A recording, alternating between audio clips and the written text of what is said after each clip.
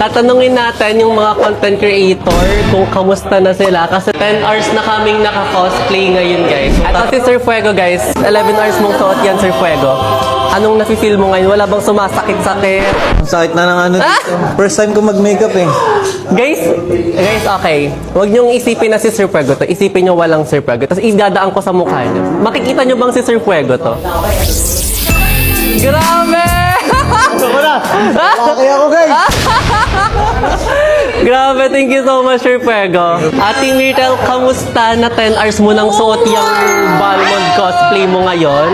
Ito, Grabe. naninigas na yung mga gaga. Actually guys, alam nyo bang almost 10 hours or 12 hours ka nang walang kain, Ate Myrtle? Kasi hindi siya makakain guys because sa cosplay. Kasi hindi ako pwede kumain kasi nakakain ko yung yung silicone na OMG. I'm having a lot of fun and I'm so proud of my baby. Thank you so much. She's making me so proud. Yeah, can I just say na sobrang in-inspire mo ako na maging cosplayer, Ate Myrtle. Yes. So happy for you. Sobrang ganda ng first Thank you ever so cosplay. I much. love it so much and I'm so proud of love. I love you, Ate Myrtle. Si Trippings naman ang next nating i-interviewin.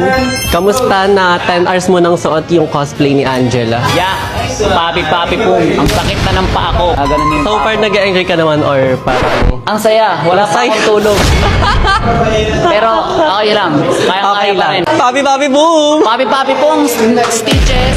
Let's go! Kaya Elgin, kamusta na 10 hours mo ng cosplay yung skin ni Nana? Parang ayoko na siyang tanggalin. Parang naging branding mo na nga talaga siya. Grabe. Parang hindi siya si Nana.